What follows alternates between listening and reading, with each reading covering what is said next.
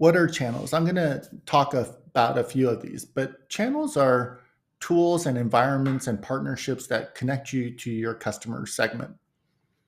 I always start with my personal relationships. These are the people I know well and have said that they want to work with me in the future on something that I'm known for. And so those are the first groups of folks that I'm going to go after. Next, it's my personal network, the associations and online networks like LinkedIn or your TFA alumni group. Basically, you have something in common with these people and you might be able to reach out. You're not going to get the same kind of conversions as you do with your personal network, but they may follow up just because you have the commonality. Social media, this is definitely hard to convert into customers. I mean, even if you had 10,000 followers, it's really hard to convert those folks to customers. But what social media is good at doing is actually allowing you to create brand awareness.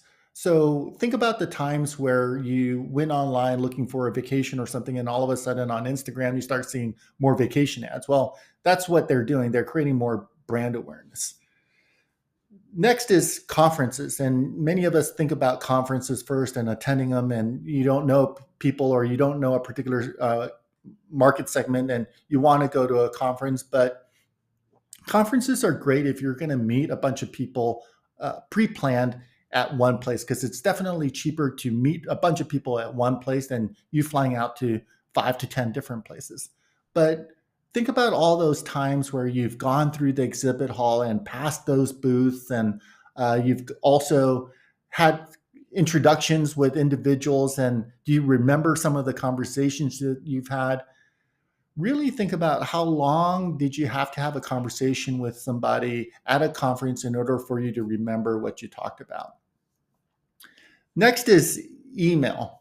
And email is a great way to continue to engage your audience. But if you just blast emails, people are going to call it spam.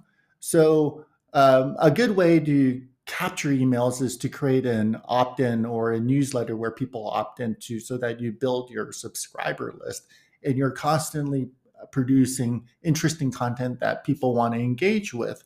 And that leads us into digital content marketing. And digital content marketing is really a way to kind of reach out to multiple channels in a way that provides a lot of value. So right now, if you do a search for certain topics like the best productivity tool or application, the first 4 or 5 different search results that you'll see are actually produced by companies that offer productivity apps, or they're affiliate marketers that are selling their productivity apps. And what they're doing is they're providing analysis and comparison as objectively as possible, but in a way that is of value to somebody looking for something like that, to help them make a better decision. And that's what people are engaged with. And so, you know, be aware of that as you go online in the next couple of days, and you could see what they're doing, and it'll give you ideas on how to create better content and engage your customers across multiple channels, whether it's social media, email, or follow-up conversations in a meeting. That content to create that value is really important. Now it's your turn. Which channel will you prioritize first? For example,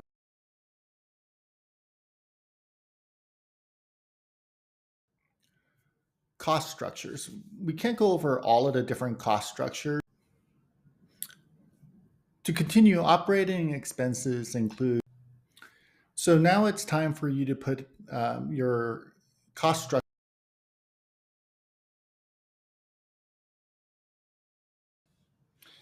In the beginning, you really only want to focus on. So let's think about some key metrics that might be useful. Now take some time to reflect on your key metrics. I'd recommend writing down all.